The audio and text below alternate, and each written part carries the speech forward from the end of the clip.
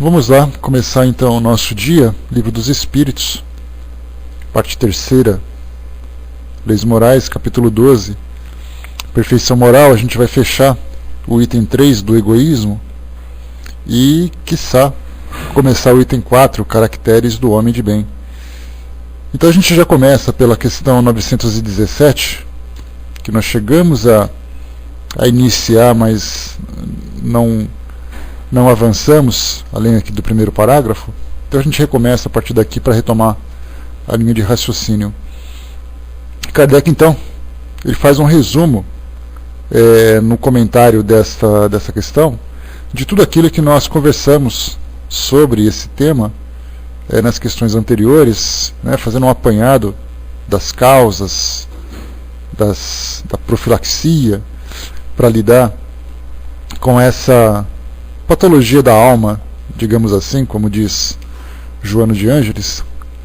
E então ele pergunta, na questão 917, qual é o meio de se destruir o egoísmo. E a gente vai lendo e comentando. E ele diz assim, e os espíritos respondem: de todas as imperfeições humanas, na verdade essa resposta aqui é do espírito Fenelon, de todas as imperfeições humanas, a mais difícil de desenraizar é o egoísmo, porque se liga à influência da matéria, da qual o homem, ainda muito próximo da sua origem, não pôde libertar-se. Nós falávamos no nosso encontro anterior sobre a influência da matéria no sentido de nos proporcionar conforto, prazer, emoções de toda a ordem. E aí, então, como nós ainda dependemos desses tipos de sensações e emoções, essa influência acaba sendo muito intensa, porque do contrário ninguém se preocuparia, por exemplo, com onde mora, o que veste, onde trabalha, qual é o grupo social de que participa. Isso não faria diferença nenhuma, já que ele tem essa consciência de que, sendo um espírito imortal e tendo necessidades espirituais para conquistar, tudo aquilo que diz respeito ao mundo físico acabaria ficando em segundo plano. Mas nós sabemos exatamente que é o contrário. Então eu preciso ter ali a minha nacionalidade, meu idealismo político, a minha crença religiosa, a minha posição social. Então tudo isso é uma necessidade que eu tenho ainda, exatamente por estar ainda sob a influência da matéria nesse estágio que nós vivemos hoje. Continua. Tudo concorre para entreter essa influência. Esse entretenimento significa alimentar, manter, sustentar. As leis, sua organização social e sua educação. Nós já conversamos sobre isso também. As nossas leis sempre são criadas por legisladores que trazem determinadas tendências, sendo eleitos por determinados grupos, e esses legisladores, consequentemente, fazem tudo aquilo que é possível para favorecer aquele seu grupo que o elegeu. Então nós já conversamos sobre isso, que se por acaso nós tivermos no Congresso Nacional os nossos deputados, cada deputado vai brigar pelos interesses do seu próprio Estado. E de preferência dentro desse Estado, pelo seu próprio grupo. Se por acaso eu sou militar e eu vou para o Congresso Nacional, naturalmente eu vou procurar fazer leis que favoreçam a minha classe. Se eu sou um professor, se eu sou um fazendeiro, se eu sou um religioso, cada um então favorecendo os seus próprios interesses. Então nós não temos uma lei universal, nós temos leis tendenciosas que favorecem esse ou aquele grupo. E isso mostra exatamente ali o que significa o entretenimento dessa influência. Os nossos deputados, todos eles, Júnior, ruralistas, trabalhadores, temos ali de toda ordem, Isso aí seria muito difícil a gente ficar listando todo mundo, mas a gente percebe que cada um leva consigo a sua própria tendência. Se eu sou um atleta, por exemplo, eu vou levar para o Congresso Nacional leis que favoreçam a divulgação do esporte. E aí fala, que interessante, o esporte está sendo divulgado, mas para aquele indivíduo que mora na rua, essas leis que eu vou criar não faz diferença nenhuma, porque eu não estou preocupado com ele. Posso até me interessar por projetos de lei que vão surgindo para beneficiar aquelas pessoas por uma questão humanitária, mas o meu interesse verdadeiro não é esse. Eu fui eleito para favorecer essa classe. E isso mostra naturalmente que o egoísmo, que é esse interesse particular de um indivíduo ou de um grupo, é muito presente nas nossas leis, nas nossas instituições. Quando a gente fala, por exemplo, sobre o julgamento, nós estamos aí participando de um julgamento de uma situação bastante problemática que aconteceu no nosso governo, de corrupção, de desvio de recursos e tudo mais. Aí nós temos ali, por exemplo, uma única pessoa que é defendida por 12 advogados de grande renome no país. Enquanto que o indivíduo que por acaso precisa de um atendimento jurídico, ele não tem. Ele tem que recorrer ali àquele advogado que está à disposição quando consegue essa assistência. E isso mostra também que até mesmo nessa assistência jurídica a gente tem essa diferenciação. Na sua organização social, que também é um outro tipo de estrutura que nós percebemos uma desigualdade muito grande, a organização social de classes, organização social de acordo com as condições financeiras, de acordo com a posição que o indivíduo tem. E isso mostra também que cada um vive de acordo com as suas possibilidades e a sua capacidade, enquanto que aqueles outros que são menos favorecidos acabam ficando relegados à própria sorte. Bom dia, Décio. E quanto à educação, e nós já conversamos também que nesse caso, lembrando que a educação que nós recebemos é assim. Desde criança a gente aprende que nós temos que ser melhor do que os outros, que a inveja é um verme que costuma corroer o coração de toda criança, porque um tem um brinquedo, o outro não tem. Cada um se coloca numa condição melhor, porque um vai para o clube, porque o outro viaja, porque o outro estuda numa escola melhor. E aí então essa disputa, essa concorrência que nós acabamos alimentando nas nossas crianças, porque alimentaram em nós e alimentaram em nossos pais. Então, na verdade, vai virando um círculo vicioso de transferência dessas imperfeições, desses vícios. Então, na verdade, assim, essa educação que nós falamos, e a gente vê isso em todos os lugares, em todos os sentidos. Você vai, por exemplo, numa escola religiosa, ali as crianças estão aprendendo a se verem como especiais por serem seguidores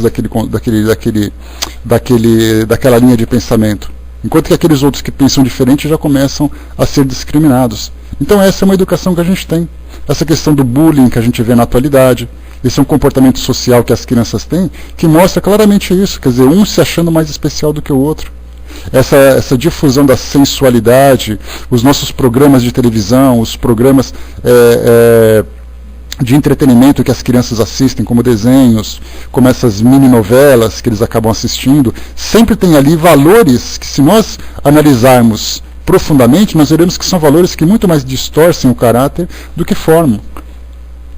E aí, então, certa vez eu lembro que quando nós conversamos, foi na época do início do ano, a gente falava sobre o carnaval. Que é essa história que a gente tem de torcer para o nosso carnaval, que eu torço para a minha escola de samba, enquanto que o outro torce para a escola de samba do outro e coisa e tal.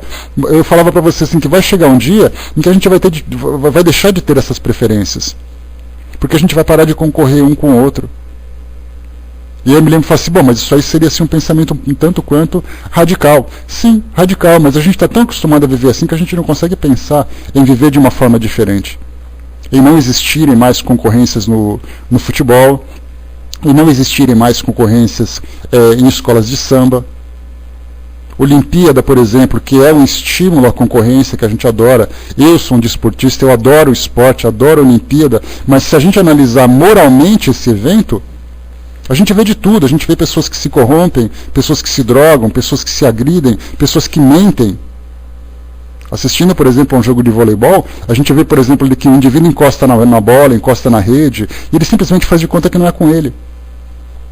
E sendo que no começo da Olimpíada, eles seguraram a bandeira, fizeram um juramento olímpico, aquela coisa toda. Então a gente vê que isso vai se difundindo.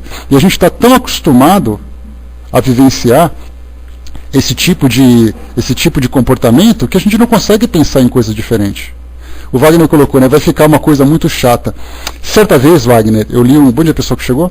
Certa vez eu li um livro que falava sobre, já comentei com vocês sobre isso, que falava sobre entretenimento no mundo espiritual, naquelas dimensões mais elevadas. que os espíritos, a preocupação que eles têm é uma preocupação com a produtividade, com a evolução, com a assistência, com a difusão do amor e da caridade, com a difusão de valores, que para nós, que saímos do mundo como esse mundo seria insuportável, de tão tedioso. É aquela coisa assim, escuta, vocês não fazem nada além disso? Não tem uma festinha, não tem ali uma torcida, aquela coisa toda?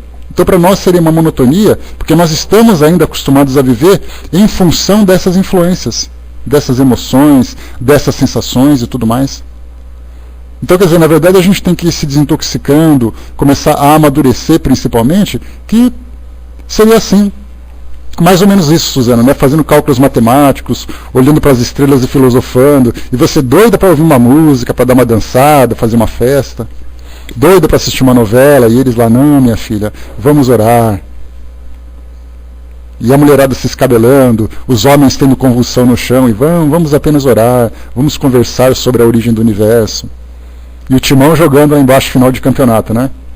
E olhando para a estrela para cá, com o olho para baixo para cá também. Então a gente ficaria assim. Então a gente vê que são os entretenimentos nossos hoje, são assim. E se a gente pensar nesses entretenimentos, a gente sempre vai ver que esses valores do egoísmo estão sempre presentes.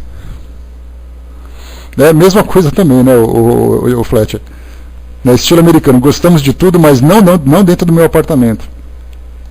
E é mais ou menos assim, né? Não, na minha casa é tudo jóia, mas quando eu abro o portão e saio, minha filha, aí eu vou pra galera. Essa é a questão.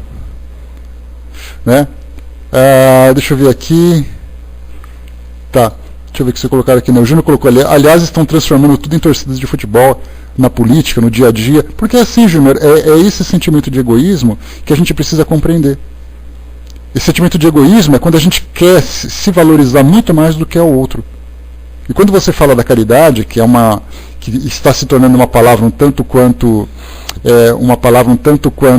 piegas, um tanto quanto banal, você fala, caridade, tá bom, caridade, mas eu sou mais eu. Eu prefiro me beneficiar do que beneficiar os outros. Quem pode mais chora menos. Aí a gente vai usando então aquelas expressões populares, né? Cada um por si, Deus para todos, quem pode mais chora menos, o mundo é dos espertos. E assim vai. A gente quer rir enquanto o outro chora. A gente não está preocupado se por acaso aquilo provoca nele algum tipo de sofrimento. Mas é o estilo de vida que a gente aprendeu a viver.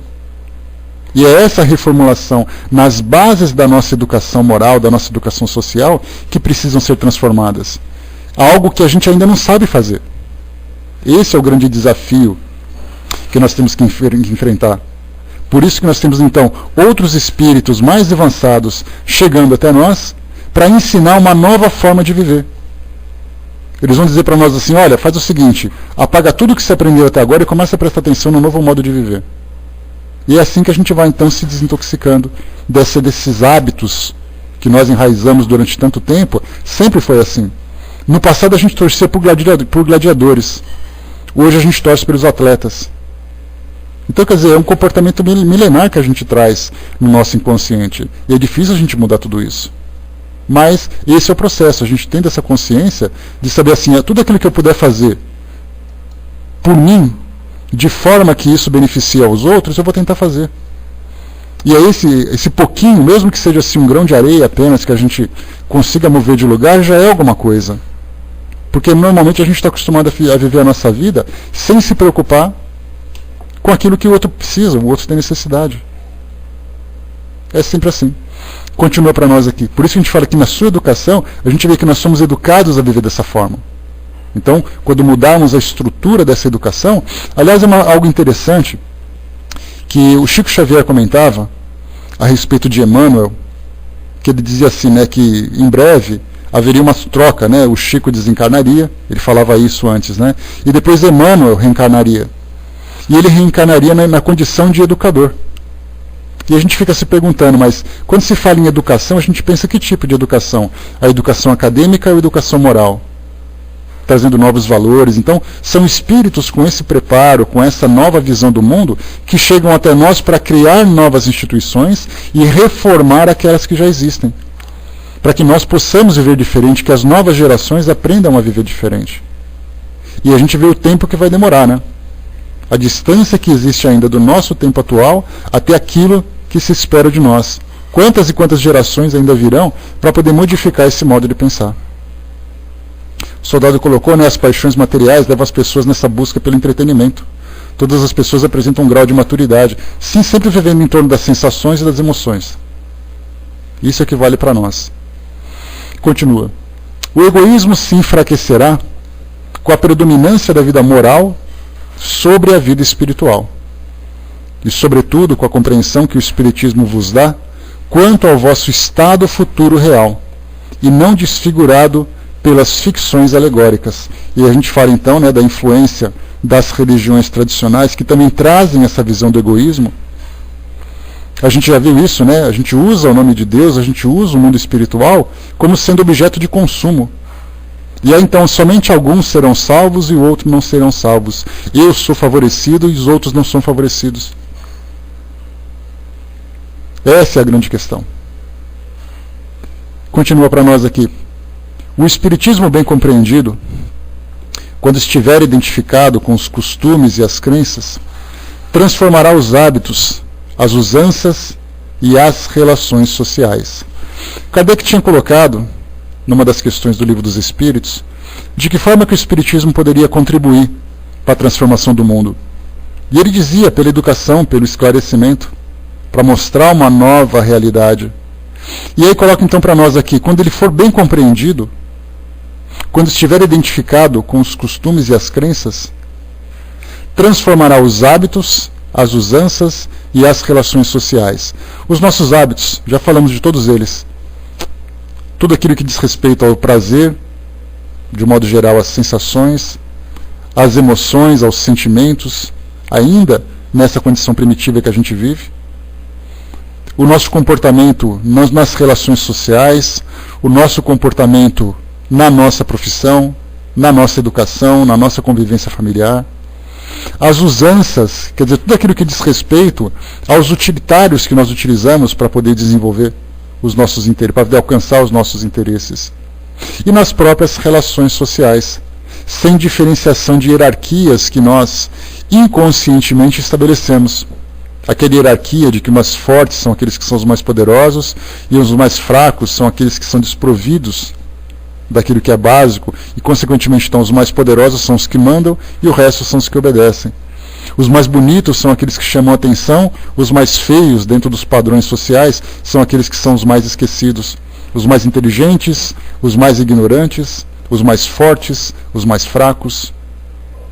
Tudo isso vai se modificar porque nós nos veremos como espíritos e entenderemos, consequentemente, que essa posição que nós utilizamos aqui no nosso mundo hoje nada mais é do que uma ilusão. Porque saindo daqui, aquilo que vai demonstrar para nós de fato essa hierarquia nas relações sociais, seja no mundo físico, seja no mundo espiritual, é exatamente a hierarquia moral. Os espíritos mais evoluídos são aqueles que mais compreendem e que se tornaram mais sábios. Não são aqueles que dentro da nossa visão social terrena ocuparam alguma posição ou tiveram algum tipo de posse. Então essa hierarquia moral é o que determina realmente no mundo espiritual o grau de evolução. Jesus foi aquele que esteve em nosso meio trazendo ali os seus ensinamentos. Dentro dessa hierarquia moral ele é colocado como um dos mais evoluídos, se não o mais evoluído. Porque a resposta dos espíritos é a seguinte: quem é o espírito, qual é o exemplo mais evoluído que nós tivemos aqui? Eles colocaram, veja Jesus. Quer dizer, olhando para ele nós teremos uma ideia do grau de evolução dos espíritos que aqui tiveram. Para nós ele teve uma grande importância. Pergunta para um budista o que ele acha. Pergunta para um muçulmano o que ele acha. Eles não desprezam o valor do espírito, mas eles o consideram como mais um sábio, e não o sábio. E nós do mundo ocidental, até mesmo nós espíritas, dizemos, ele é o mais evoluído. Aí o budista fala, eu acho que foi o Siddhartha Gautama. A gente fala, então você não sabe nada, pronto, já nos tornamos egoístas. Enquanto que Buda e Jesus, um olhando para a cara do outro, fica dando risada e balançando a cabeça. Pobre crianças que não aprenderam nada ainda. Então essas relações sociais a gente vai vendo que elas vão se transformando dos interesses do mundo terreno pelos valores do mundo espiritual. E continua. O egoísmo se funda na importância da personalidade. Ou seja, é o personalismo. O egoísmo nada mais é do que eu valorizar a minha personalidade. Então, eu sou importante, eu sou o cara, eu sou especial. Enquanto que os outros estão abaixo de mim. Mesmo que ele esteja acima dentro das condições sociais, eu sempre procuro um defeito para colocá-lo abaixo. Ele pode ser rico, mas ele é feio, ele pode ser rico, mas ele é egoísta, ele pode ser rico, mas ele é isso, que ele é aquilo. Então eu costumo encontrar ali os pejorativos, o lado negativo, sempre para poder enaltecer a minha própria personalidade. E quando eu não consigo encontrar nada, aí então eu me rebelo. E isso é o egoísmo. Se funda na importância da personalidade. E o Espírito continua, ora, o Espiritismo bem compreendido, repito, faz ver as coisas de tão alto que o sentimento da personalidade desaparece de alguma forma perante a imensidade. É exatamente isso. Quando a gente começa a se olhar fazendo parte de um todo, a gente não procura o destaque pessoal. A gente não procura a nossa autovalorização. A gente se vê como fazendo parte daquele grupo. Falei com vocês da outra vez sobre o oceano, né? Cada um de nós se torna uma gota no grande oceano. Nós fazemos parte de um grande grupo, mas não somos mais importantes do que o grupo. E essa é a visão que a doutrina espírita traz, nos valorizando como espíritos, não valorizando a nossa personalidade. Lembre daquela frase que eu coloquei para vocês? Que primeiro o homem valorizava a si mesmo na época da cultura greco-romana, onde as esculturas, os deuses, até mesmo os deuses se pareciam com os homens. Depois veio a fase escura da Idade Média, onde a Igreja Católica em especial, dominava o pensamento humano, e aí então colocava Deus acima de tudo e de todos, e todos aqueles que pensassem o contrário sofreriam as consequências. E aí então viemos a fase do teocentrismo, onde Deus era o centro de tudo. A cultura, as artes, as ciências, tudo se voltava para Deus de uma forma agressiva, de uma forma impositiva. Chegando na Reforma Protestante, no Renascimento cultural, nós tivemos ali de novo a valorização do homem, o antropocentrismo, o homem como sendo o centro de tudo. Aí então era a razão, a ciência, as artes. De repente veio ali Leonardo da Vinci, pintava uma tal de Mona Lisa que não era uma santa. Já pensou que absurdo? Porque somente santos e anjos e deuses eram pintados. Ele vai e me pinta apenas um rosto de uma mulher. Chega ali Rodin e faz ali a escultura do pensador. Um homem pensando, a razão do homem. E tantos artistas começaram simplesmente a valorizar o indivíduo, porque viram que essa imposição não se justificava dentro da sua realidade. Passados alguns séculos, chegamos então no século XIX, quando os espíritos começaram a se mostrar. Aí então, essa é uma visão que eu acabei tendo, em que ali começa então a era do espiritocentrismo.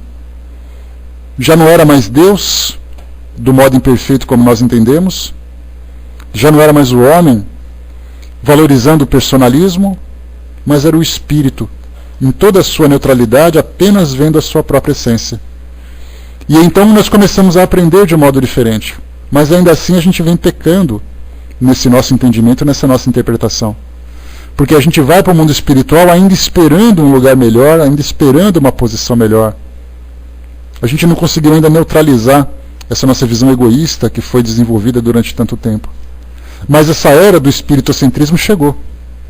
Os espíritos estão aí tentando nos ensinar, tentando nos orientar, mostrando que não importa o que você faça, não importa de onde você venha, não importa quanto tempo você vem, não importa o que você saiba. O que importa é que você é um espírito e ponto. E sendo um espírito, você vai evoluir com tanto quanto todos os outros. Com maior ou menor velocidade, mas quanto mais rápido você evoluir, menos você vai se valorizar. Porque a gente se valoriza ainda exatamente por estarmos nessa condição primitiva.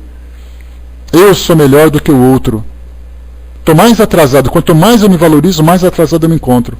Quanto mais eu evoluo, mais eu ascendo nessa escala evolutiva, mais eu percebo, mais eu desenvolvo essa humildade de me perceber como sendo parte de um todo.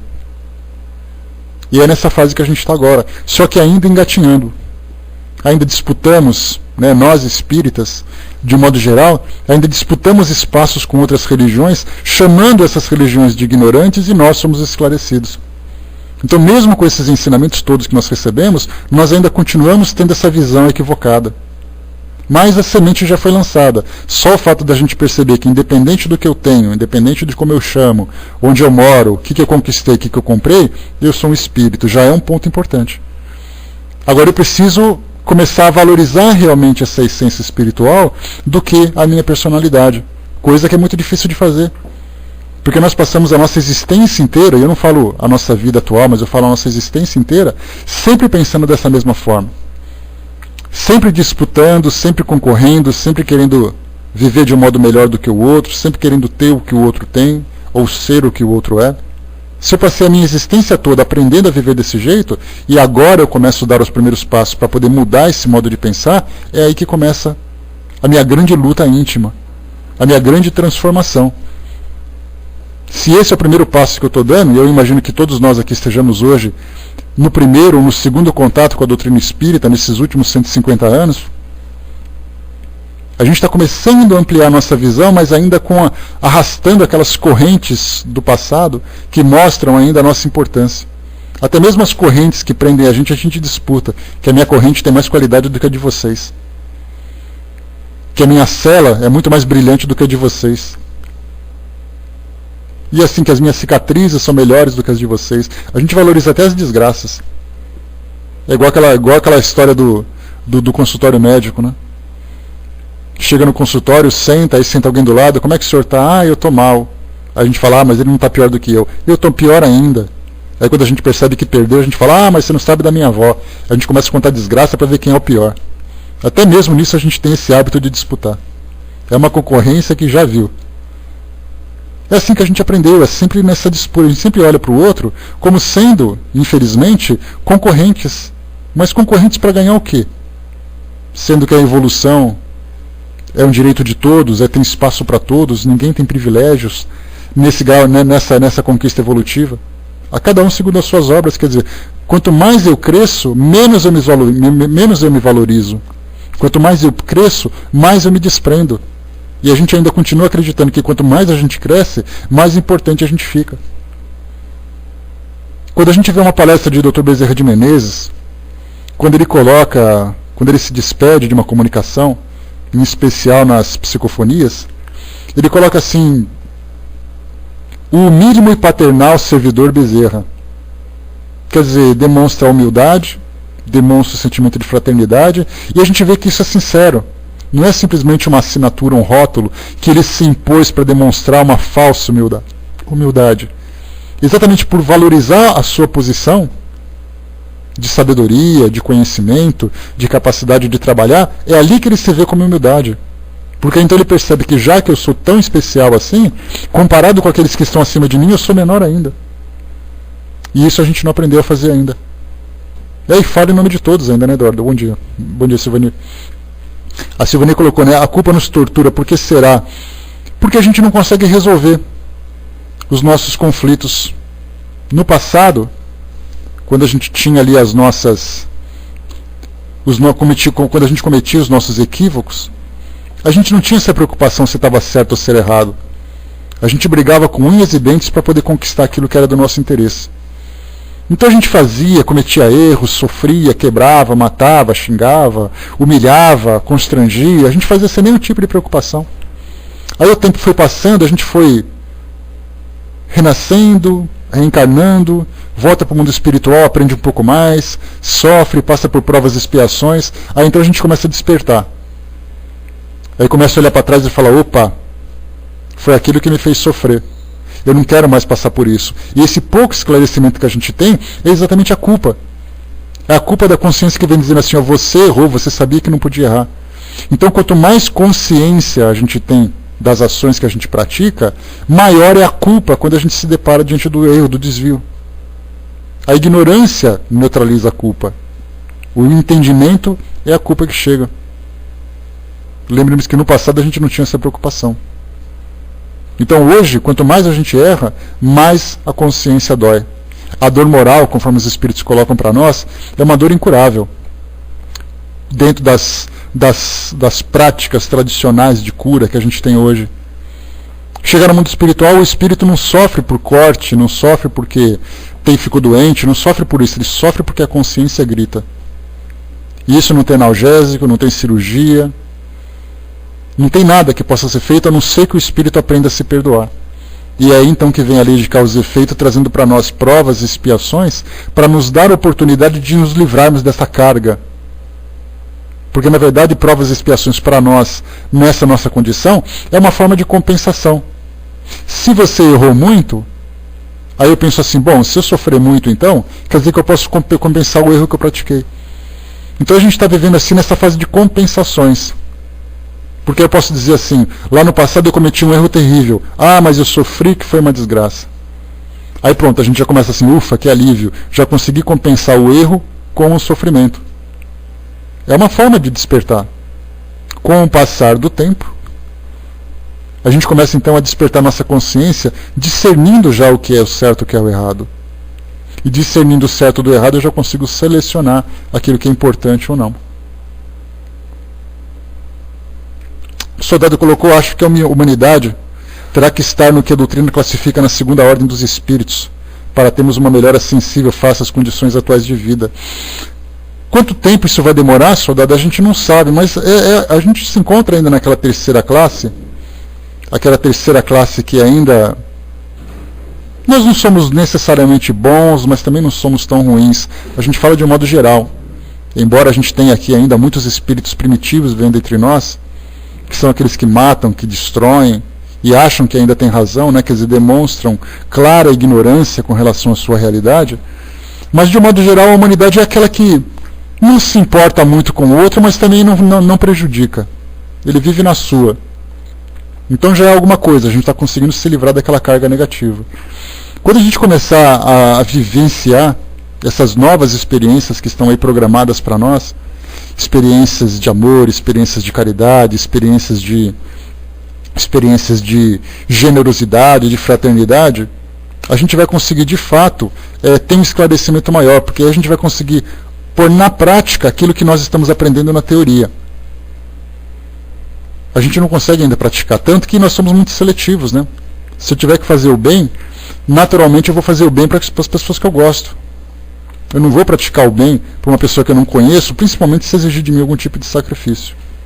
Então assim, aos poucos a gente vai treinando, com essa leva de espíritos que vem chegando por aí, mais esclarecidos, mais desenvolvidos, mais sábios, eles vão agir de tal forma, não mais um aqui, outro ali, mas grupos de pessoas, e esses tipos de práticas serão tão naturais que a gente vai se espelhando neles querendo fazer igual.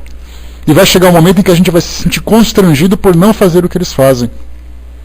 Hoje nós idolatramos aqueles que fazem, que têm grandes ações nobres, né? Alguém que acha uma carteira, alguém que fez uma contribuição para a cura, alguém que fundou uma instituição de caridade. A gente coloca nome na instituição, coloca uma plaquinha, tira foto, faz reportagens.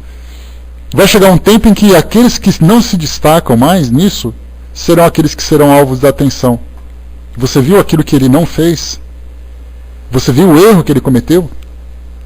Já não é mais aquela questão da nobreza. A nobreza vai se tornar um hábito, algo que é natural. Né? Não se mensura, mesmo porque serão tantos ciclos reencarnatórios que a presente elimina a anterior, né? Sendo assim o fator tempo se torna irrelevante. O que se pesa é o ato, a atitude do espírito. A gente ainda está condicionado a pensar com relação ao tempo, né? Quanto tempo isso vai demorar? Quantas encarnações serão necessárias? No mundo espiritual o tempo é neutro. Para nós é uma referência cronológica necessária para a gente poder se localizar no tempo e espaço. Mas para o mundo espiritual, as coisas vão simplesmente seguindo o seu ciclo. Sem pressa.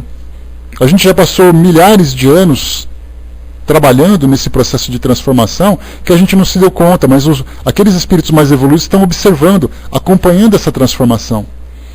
Desde que o nosso planeta era um planeta primitivo, porque ele já foi primitivo, basta a gente olhar sociedades de 4.000, 5.000 anos para a gente ter uma ideia do que é o mundo primitivo. De repente veio um mundo de provas e expiações, onde começamos a ter uma consciência maior, E agora a gente vivencia, presencia o mundo de regeneração se instalando aqui no nosso planeta. E aí então a gente vê novos valores, novas práticas, novos comportamentos. E assim, né, as coisas vão acontecendo no seu devido tempo, embora o tempo não tenha importância. Porque o que se pega, na verdade, é o resultado. Chegou o momento de termos maiores resultados. E aí então a coisa começa a acontecer. Vamos em frente. Esse assunto é tão interessante da gente conversar, porque a gente percebe que é a segunda vez que a gente está nele e está empacado aqui, né? Ao destruir essa importância da personalidade, ou pelo menos ao fazer ver a personalidade naquilo que de fato ela é, combate necessariamente o egoísmo. Ou seja, quando a gente estiver assim, tá, eu sei que eu estou nesse local, eu sei que eu tenho essas propriedades, esse patrimônio, eu sei que eu tenho esse intelecto, eu sei que eu faço parte desse grupo, tá, mas eu sei que isso daqui é apenas o palco, é apenas o papel que eu estou interpretando. Não é a minha realidade. Quando nós encarnamos aqui, a nossa encarnação ela é feita através de uma programação em que aqueles que devem participar da nossa peça, o cenário, o figurino que deve ser, que faz parte dessa nossa interpretação, ele acaba sendo escolhido. Então vemos nós como os protagonistas, cada um protagonista da sua própria história. E aí, então nós interpretamos os nossos papéis dentro desse cenário. No momento em que nós retornamos ao mundo espiritual, tudo isso é dissipado. E nós só levamos o resultado daquilo que nós vivenciamos. E eu posso levar dois resultados. Ou chegar no mundo espiritual acreditando que eu ainda estou interpretando aquele papel, ou eu volto com a minha realidade sabendo que eu sou um espírito neutro. Sem nenhum tipo de personalidade específica atribuída à posição no mundo terreno, mas simplesmente um espírito que tem valores. Como eu falei para vocês, lembram do Christopher Reeve? Aquele ator que fez o Super-Homem, já desencarnado? Imagina ele chegar no mundo espiritual acreditando que é o Super-Homem. Imagina, por exemplo, ali o Indiana Jones, Harrison Ford. Chega no mundo espiritual com um chicote e fala assim, cheguei, eu sou Indiana Jones. Não, aquele foi um papel que ele interpretou.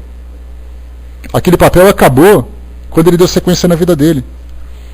A mesma coisa acontece com a gente, que embora não tenhamos feito filmes a nosso respeito, não tenhamos ocupado algum papel em algum filme, a gente leva a nossa personalidade dos personagens que nós interpretamos aqui. Eu chego no mundo espiritual dizendo assim, olha, eu sou um empresário. Aí eu chego no mundo espiritual, olha, eu sou um empresário e quero ter o respeito de vocês, porque eu sou uma pessoa importante.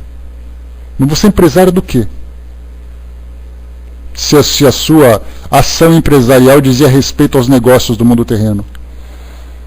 Eu sou um artista, um cantor famoso, que eu canto, que é uma beleza. E aí eu chego no mundo espiritual e falo assim, gente, eu quero ser recebido como uma estrela porque eu era uma estrela no mundo terreno. Então eu levo o personagem na minha consciência acreditando que aquilo é a minha realidade, não é. Eu posso ser um artista aqui no mundo terreno e aproveitar essa minha exposição e essa minha missão de entreter as pessoas para grandes realizações, coisa que a gente não consegue fazer ainda. Posso ser um grande atleta, posso ser um grande ator, um grande empresário, um grande político, que naquele momento eu interpreto aquele papel, mas ele me serve como trampolim para grandes realizações morais, que é o que acaba ficando em segundo plano dentro da nossa visão. Então a doutrina espírita vem exatamente dizer isso para nós. Os espíritos que se comunicam através da psicografia, através da psicofonia, nas reuniões mediúnicas, nas comunicações que se estabelecem entre nós e eles, vem dizer assim, olha, quando eu estava na Terra, eu fui. Hoje eu estou aqui sofrendo. Quer dizer, houve a necessidade de um tratamento de choque para que ele acordasse. Mas nós hoje podemos fazer diferente. Eu sei que eu tenho essa posição, eu sei que eu sou tal pessoa na visão do mundo. Mas intimamente eu sei que eu sou um pobre coitado de um espírito vivendo experiências de provas e expiações. Cheio de culpas, cheio de medos, cheio de transtornos vividos no passado e que tem tanta coisa ainda para aprender. Quer dizer, eu não sou ninguém. Eu sou apenas alguém que está querendo viver melhor. Pronto. Aquele nosso papel de grande posição que a gente ocupava muda completamente. Eu não sou chefe de ninguém, ninguém aqui é meu chefe, eu sou apenas um espírito como outro. A visão começa a mudar. O soldado colocou, né, o que castrou, né, contrastou, é que aquele ator se tornou tetraplégico, né, em relação ao personagem. Né? Pois é, a gente fica se perguntando, né, como é que ele intimamente lidou com isso, né, porque eu tenho um personagem de Jornada nas Estrelas, para quem gosta, como eu, conhece, que era o Sr. Spock. Leonard Nimoy, que é o ator, ele durante muito tempo vivenciou, desde a década de 60 até década de 60 e 70, ele interpretou esse papel como sendo o Sr. Spock, um intelectual do planeta Vulcano, e isso criou uma legião de seguidores dessa série naquela época, como tem hoje também. E ele continua sendo venerado, adorado pelos artistas. Pois é, Flash, ainda bem que eu peguei o homem pela mão, senão ele já tinha partido. Então, a legião de seguidores o idolatra como sendo realmente aquele personagem. E ele depois, na década de 90, final da década de 80, começo da década de 90, ele escreveu um livro, o Leonard Nimoy, o ator, escreveu um livro chamado Eu Não Sou Spock. Talvez porque ele tivessem descaracterizado a sua personalidade, das pessoas o verem como aquele personagem. Meu Deus, Júnior, bom dia. Bom dia, Márcio, bom dia, pessoal, bom dia, Mário. Porque as pessoas o viam apenas como aquele personagem e esqueciam da sua personalidade natural como sendo um ator, como sendo um homem. Né? Eu assisti, sim, Eduardo. Né? Ele, o Donald Sutherland e tudo mais. Muito legal esse filme, eu tenho inclusive ele. Ele era o cientista, né? Então, assim, ele escreveu esse livro, Eu Não Sou Spock. Depois de um tempo, quando ele se rebelou e percebeu que não dava mais para resistir, ele aprendeu a lidar com isso. Aí ele escreveu um outro livro chamado Eu Sou Spock. Quer dizer, a gente vê que nós valorizamos muito mais a personagem que nós interpretamos do que a essência. Uma pessoa que sofre, uma pessoa que chora, uma pessoa que tem culpas, uma pessoa que tem necessidades, tem carências. Não, a gente vê o herói. E é aí que a gente se engana, porque a gente também se valoriza dessa forma. Né? Sean Connery, Roger Moore e tantos outros, né? Timothy Dalton e tantos outros 007s que se veem como os intocáveis, né? Só que não é assim. Soldado colocou, isso acontece com os atores brasileiros quando atuam em novelas. Enquanto a novela está no ar, o povo brinca com os atores, né? Como se eles fossem personagens, alguns até levem a sério, né? Teve um caso interessante, Soldado, da novela Escrava Isaura, de uma atriz que fazia, eu não esqueci o nome dela agora, acho que a Vaninha deve lembrar. Ela fazia uma escrava que era assim a vilã da história. E é exatamente, Mário, exatamente, né? E ela andava pela rua, e certa vez ela disse que estava no carro, e alguém chegou no vidro do carro e deu um soco no carro para poder agredi-la, porque ela é uma personagem muito mal. Não, Lucélia Santos era escravizada, mas é escrava, Sirfal. Eu não lembro o nome dela, era uma atriz negra, né? Muito antiga já também. Então ela era assim, o poço de ruindade. E na rua ela era agredida, Ruth de Souza, né? Então a gente confunde as coisas. Parece, pois é, soldado, parece. Né? Então é exatamente como acontece. O Eduardo colocou também, né, a moça que fez o Exorcista não conseguiu fazer outros papéis de relevância, né? Quer dizer, ficou rotulada daquela época.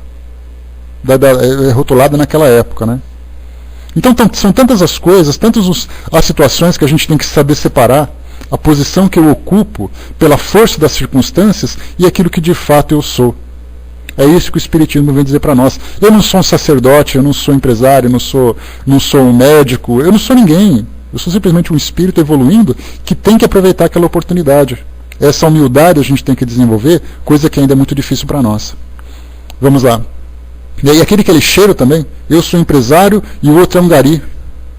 O gari é o pobre coitadinho, esquecido no mundo. E o empresário é o máximo. Na verdade, são dois espíritos em situações diferentes de provas e expiações. Não importa o que ele tem, o que importa é o que ele fez com aquilo que ele tinha. Ele pode ter pouco, ele pode ter muito, mas o que ele fez? O que ele foi capaz de construir com aquilo? Exatamente, Landão. Eu estou. Eu não sou. Só que na verdade ele é. Ele tem que mudar essa visão. Vamos em frente. É o contato que o homem experimenta do egoísmo dos outros que o torna geralmente egoísta. Porque sente a necessidade de se pôr na defensiva. Aquilo que a gente falou da educação. Todo mundo se valoriza, por que eu não vou me valorizar? todo mundo é especial, por que eu não vou ser especial também? Então a gente aprende a fazer assim na nossa própria educação social. Todo mundo tem essa necessidade. Então a gente vai se fechando, se colocando na defensiva, se colocando como mais importante, porque todo mundo faz isso. Então a gente não sabe onde começou a coisa. Começou comigo ou começou com ele? Começou no presente ou começou no passado? A gente aprende a viver dessa forma. Então é um sistema de vida, é o modo de viver que a gente precisa transformar. E isso é difícil. Vendo que os outros pensam em si mesmos e não nele, é levado a se ocupar de si mesmo mais do que os outros. Que o princípio da caridade e da fraternidade seja a base das instituições sociais, das relações legais de povo para povo e de homem para homem. E este pensará menos em si mesmo quando vir que os outros o fazem. Sofrerá assim a influência moralizadora do exemplo e do contato. Então é aquela história, não é porque os outros não fazem que eu não vou fazer. Não é porque os outros fazem porque eu também vou fazer. Eu tenho que seguir uma diretriz de vida, uma filosofia que eu escolhi e nós escolhemos. Uma filosofia que traz para nós valor independente de rótulos. Não quero colocar se você segue a filosofia budista, a Seishonoye, se você é evangélico, católico, se você é cristão de um modo geral. O que importa é aquela filosofia de ser uma pessoa de bem, com aqueles valores, com aquele comportamento. Então, mas o outro não é, então isso é um problema dele. O que importa é aquilo que eu quero ser. E é essa força de caráter que a gente precisa desenvolver. Que apesar de todas as influências, apesar de todas as agressões, lembrem aquela oração atribuída a São Francisco de Assis, que diz, consolar que ser consolado, compreender que ser compreendido, amar que ser amado. Quer dizer, eu fazer a minha parte dentro daquilo que eu acredito, independente do que os outros façam. Eu tenho o direito de me defender, mas eu não quero me tornar naquilo que aquela pessoa se transformou. Quando eu estabeleço isso como um padrão de vida, nada mais consegue alterar. E a gente vê esses exemplos exatamente nesses grandes ícones que viveram no mundo.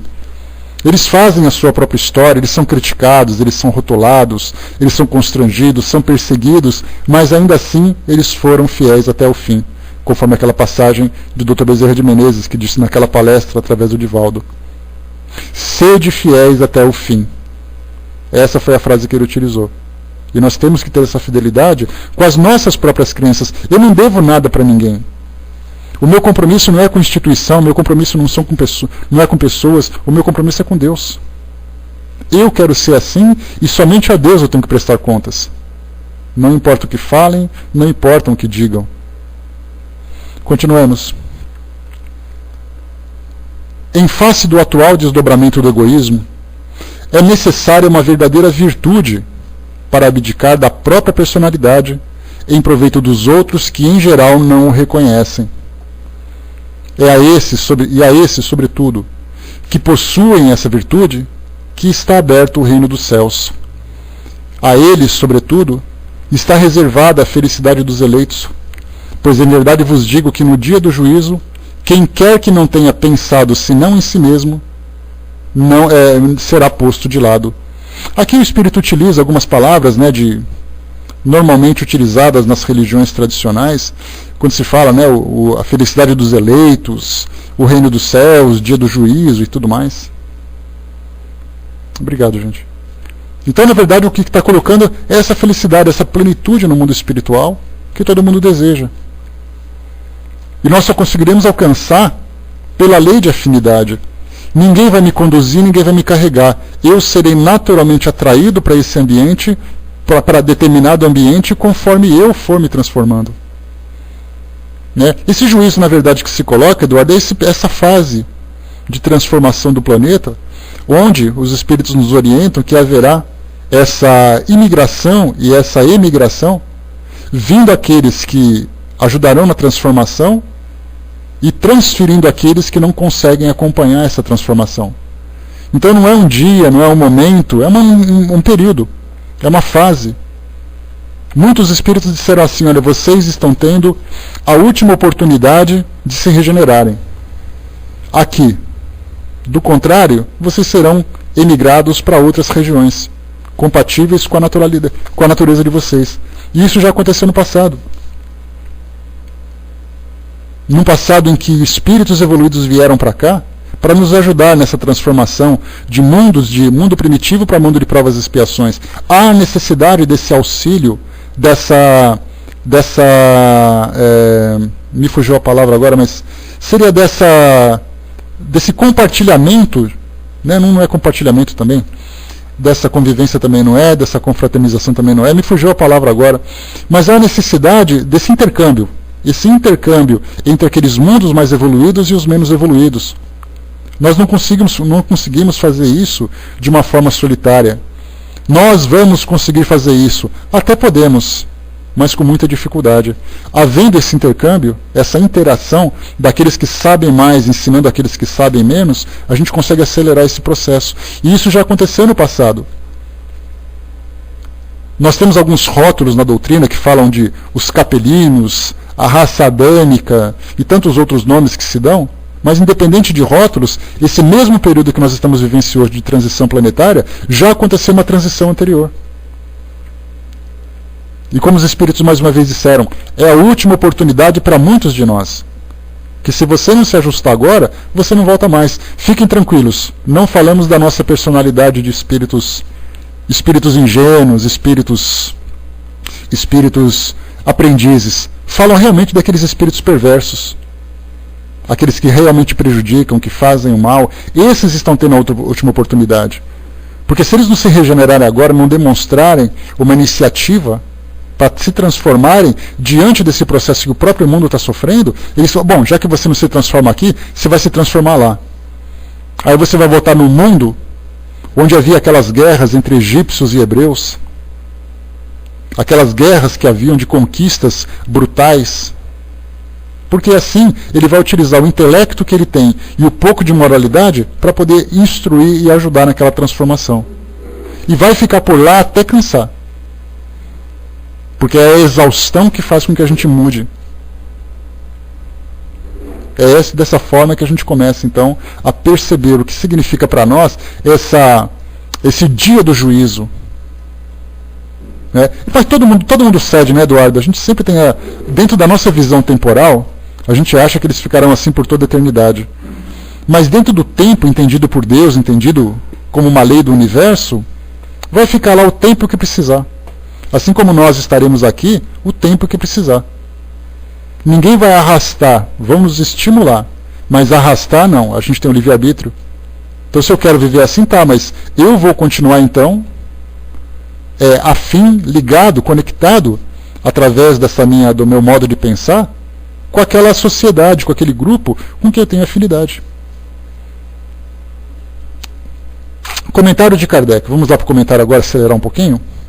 Ele diz assim: louváveis esforços, lembrando que esse texto que nós demos agora, essa resposta, foi do espírito Fenelon. E ele fala, quando ele fala sobre reino dos céus, dia do juízo, felicidade dos eleitos e coisa e tal, é exatamente dentro da visão teológica que ele tinha, porque ele era um religioso, né? Um religioso, um filósofo, um professor. Então é natural que ele fale dentro da linguagem dele. Mas a gente hoje sabe exatamente que eles não falaram de uma forma errada. Basta que a gente interprete isso do jeito certo. Comentário de Kardec, vamos lá. Louváveis esforços são feitos, sem dúvida, para ajudar a humanidade a avançar.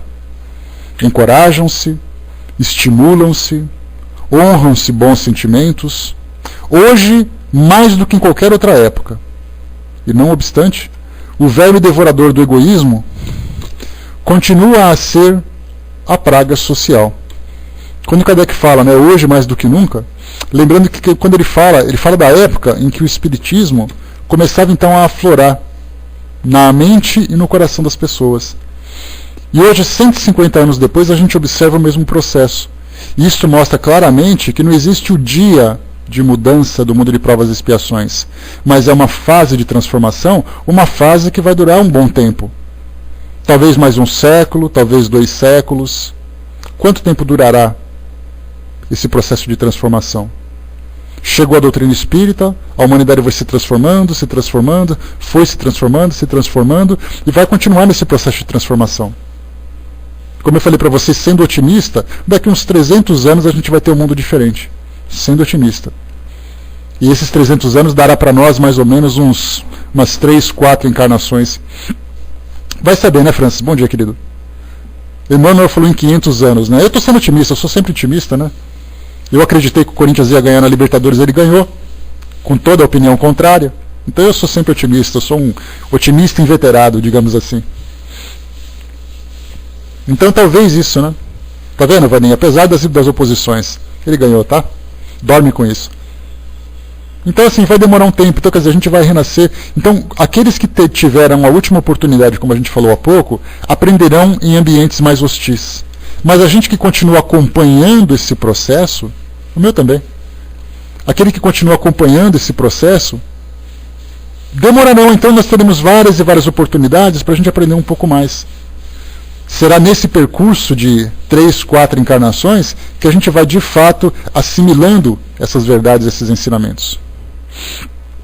Né? Pois é, né, Fletcher? Colocou 21 de dezembro de 2012, né? Mas vai ter prorrogação, certamente que sim, né? Os grandes Maias. Maias Futebol Clube. Vamos lá. Falava sobre o egoísmo. É um verdadeiro mal que se espalha por todo o mundo e do qual cada um é mais ou menos vítima. Olha que verdade é essa. Todo mundo é mais ou menos vítima do egoísmo. O egoísmo de mim para mim mesmo, o egoísmo de mim para as pessoas e das pessoas por mim.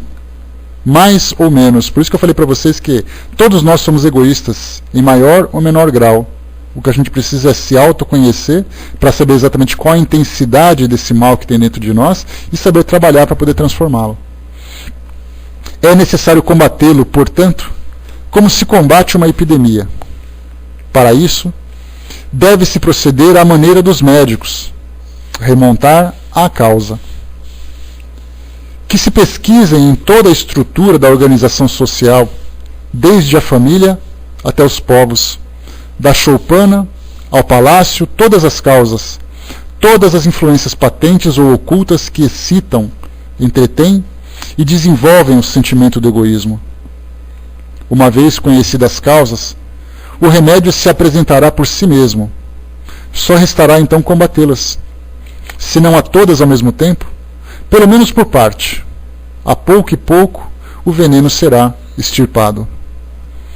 A cura poderá ser prolongada, porque as causas são numerosas, mas não é impossível.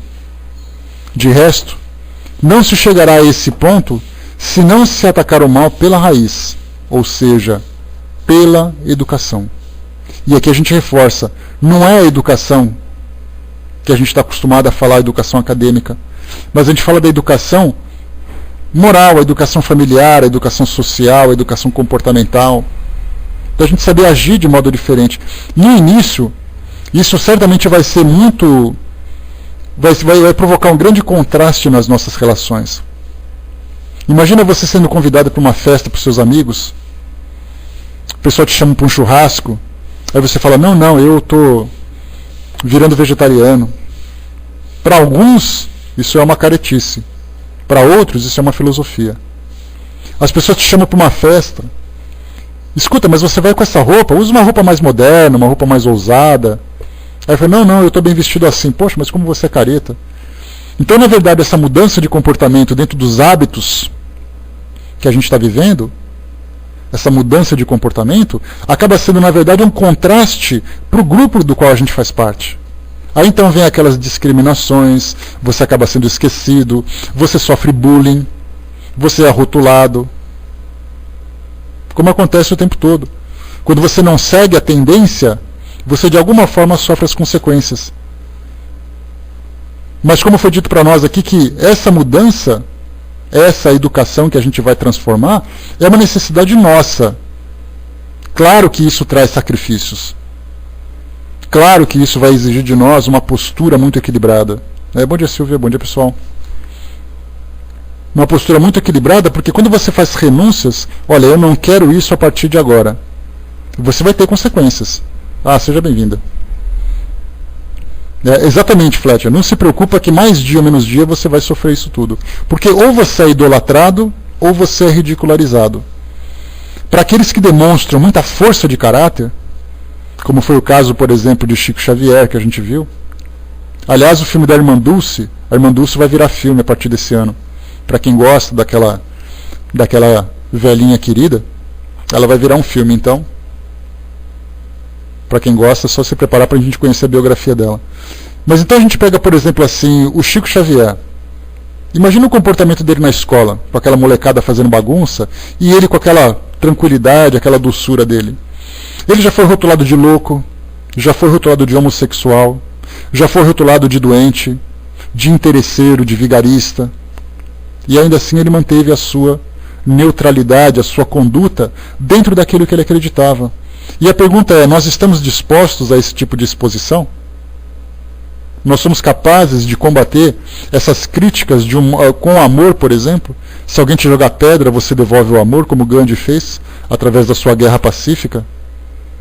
O indivíduo apontou uma arma na cara dele, num protesto que ele fazia lá na Índia. Ele devolveu como uma flor. Nós somos capazes de agir dessa forma? Fazer um sacrifício pessoal, se tornar um mártir dessa revolução moral? Claro que nós não somos capazes de fazer isso com tanta intensidade, mas a gente pode, aos poucos, tentar assim gradualmente modificando conforme a gente conseguir. Pois é, Fletcher, mas era assim, né? As pessoas olham de fora, porque rotular, como a gente colocou, é sempre mais fácil. Você coloca um rótulo, você coloca um defeito e fica por isso mesmo, você não precisa provar nada. A maledicência é um dos grandes males que existem na humanidade. Então você faz o mal sem precisar se justificar. Depois se desculpar é aquela que ninguém se desculpa. Publicamente, você se desculpa lá no rodapé. Você coloca a manchete do vigarista e lá na última página, na última linha, você fala, desculpa gente, eu me enganei, ponto. Isso no meio de um escândalo que está sendo publicado naquela página. O soldado colocando o que as pessoas acham de alguém é problema delas, né? Não nos cabe julgar o próximo. Não temos condições para isso, né? Não temos condições, mas a gente tem uma vontade doida, né? A gente não tem moral para fazer nenhum tipo de julgamento, porque quem é moralizado não faz julgamento. Mas a gente adora fazer isso. Tem aquela passagem que todo mundo conhece. Ela foi uma frase que foi dita por um técnico de beisebol nos Estados Unidos. Ele dizia assim, preocupe-se mais com com seus valores do que com a sua reputação. Porque os seus valores mostram aquilo que você é. E a sua reputação é o que os outros pensam que você é. E o que os outros pensam é problema deles. Bom isso, né?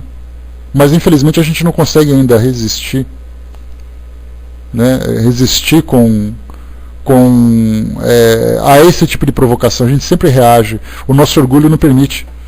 Quando alguém fala alguma coisa de você, a primeira coisa que a gente faz é explodir.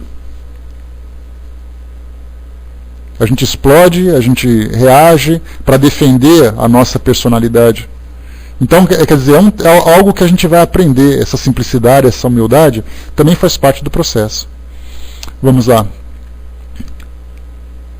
De resto, não se chegará a esse ponto se não se atacar o mal pela raiz, ou seja, pela educação. Não é essa educação que tende a fazer homens instruídos, mas a que tende a fazer homem de bem.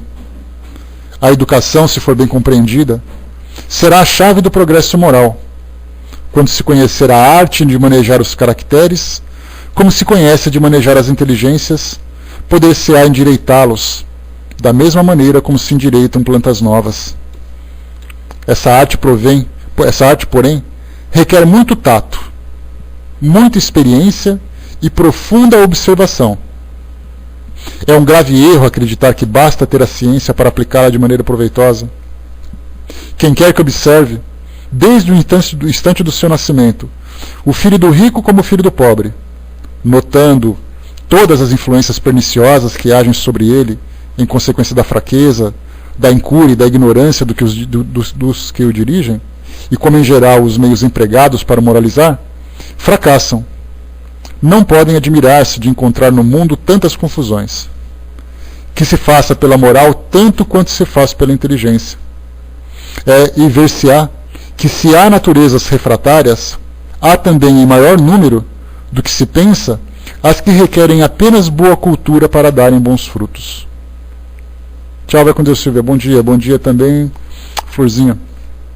Então, a gente vê, né, inclusive a gente tem um trabalho interessante feito para a educação espírita, às segundas-feiras, né, até a Silvia que saiu daqui agora, é uma das responsáveis por esse trabalho, o trabalho de evangelização para pais, educadores e evangelizadores. E vem sendo estudado um livro, começou agora na segunda-feira, chamado Educação à Luz do Espiritismo.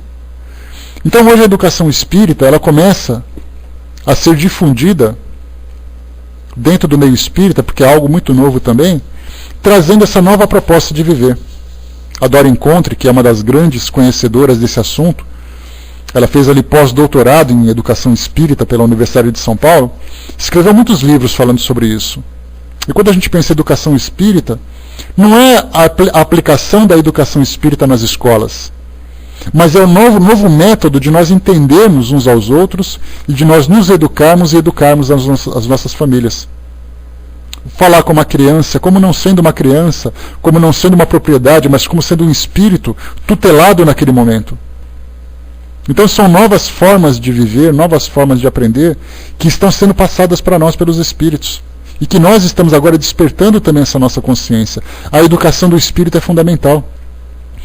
Educação do espírito, por exemplo, significa você se ver como espírito, saber que você está reencarnado, saber que você vai reencarnar, trazendo ali os benefícios e os malefícios como consequências. Você começar a se entender como um espírito e não como personalidade. Isso tudo faz parte dessa educação espiritual, dessa educação espírita que nós estamos aprendendo a desenvolver agora. Se tiverem oportunidade, leiam um livro de Dora Encontre falando sobre educação espírita.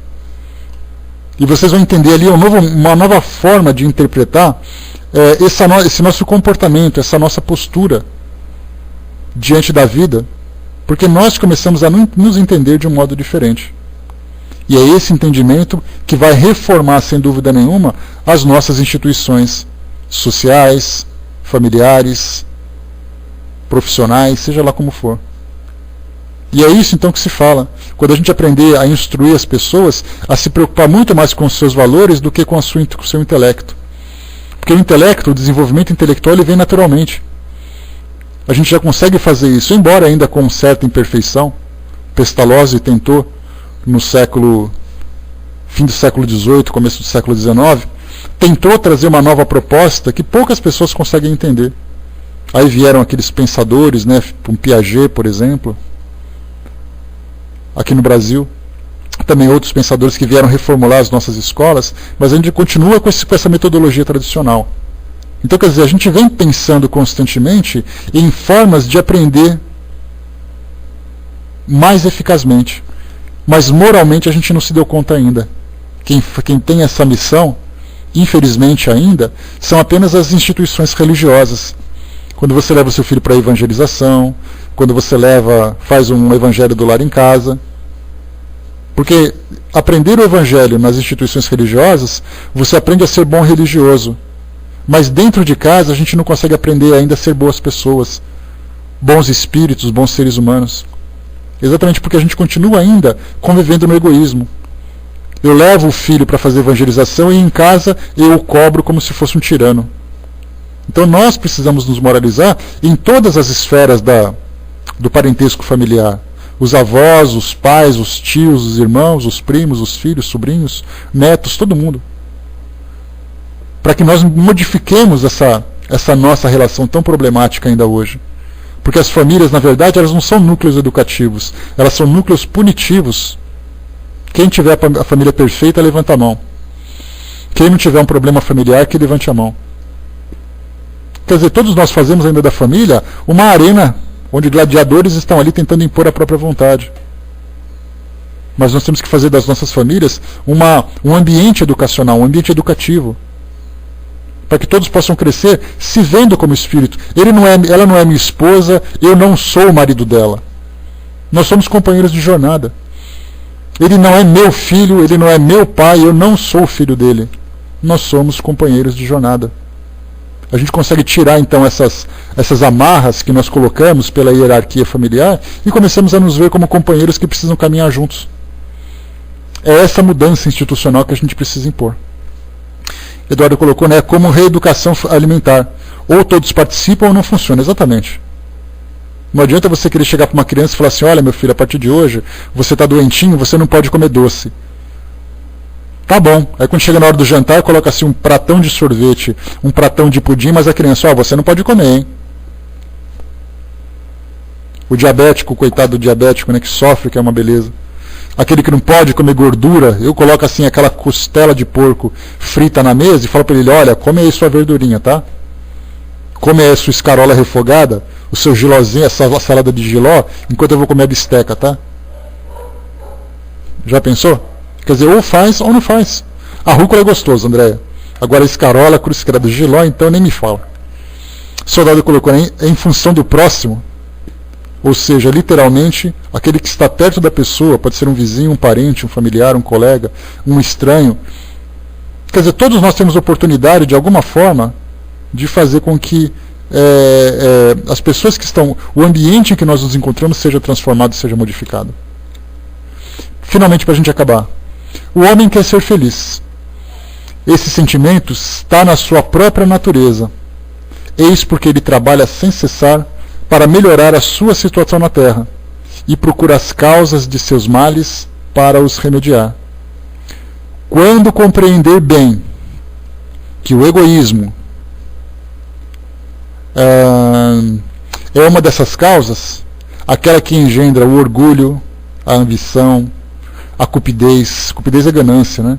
A inveja, o orgulho, o ciúme, dos quais a todo momento ele é vítima, que leva à perturbação a todas as relações sociais, provoca as dissensões, destrói a confiança, obrigando-o a se manter constantemente numa atitude de defesa em face do seu vizinho, e que, enfim, do amigo faz um inimigo, então ele compreenderá também que esse vício é incompatível com a sua própria felicidade.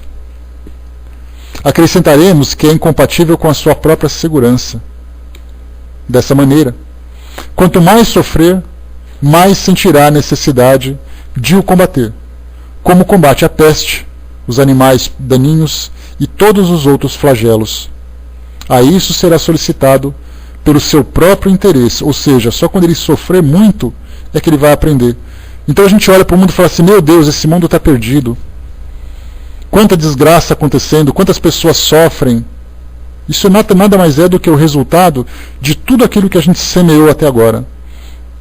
A nossa sociedade, o mundo, vem colhendo essa semeadura durante tanto tempo, baseada no egoísmo, baseada no próprio interesse. E agora a gente está lamentando por colher aquilo tudo. É aí que vem então a doutrina espírita, trazendo uma nova visão, mostrando que a lei de causa e efeito, que essa continuidade da vida que nós vivenciamos, é o que proporciona as alegrias ou as tristezas. O mundo é assim.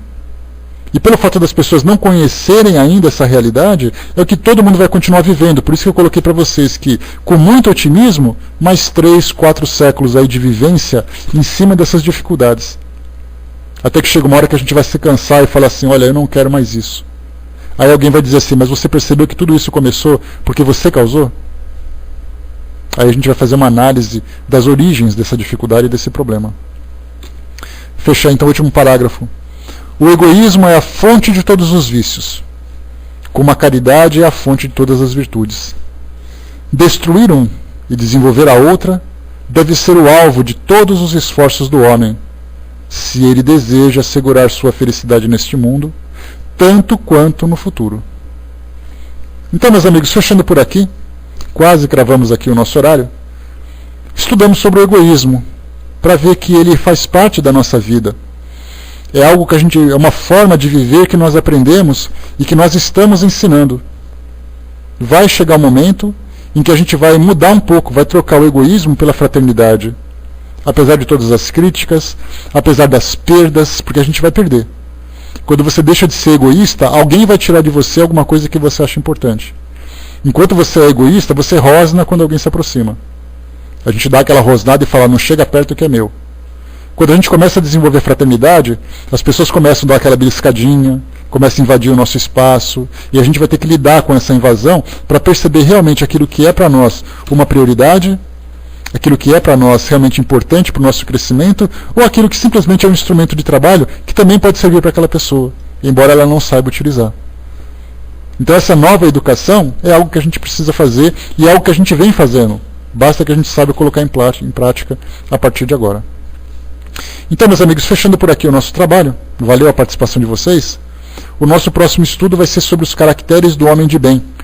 Aí a gente vai pensar assim, do egoísmo, a gente estudou sobre aquilo que a gente é. No próximo item, a gente vai estudar sobre aquilo que a gente gostaria de ser.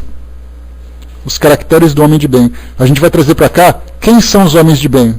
E aí então cada um vai identificar em si mesmo qual a distância que nos separa desse objetivo, desse modelo que todos nós procuramos copiar, procuramos ser, na verdade, procuramos nos transformar. Então, fechando por aqui, vou passar para o professor que vai fazer aqui o encerramento para nós. Depois a gente volta. Eu só queria que vocês ficassem na sala um pouquinho, que o Hermes queria fazer uma experiência aqui de um teste com um novo recurso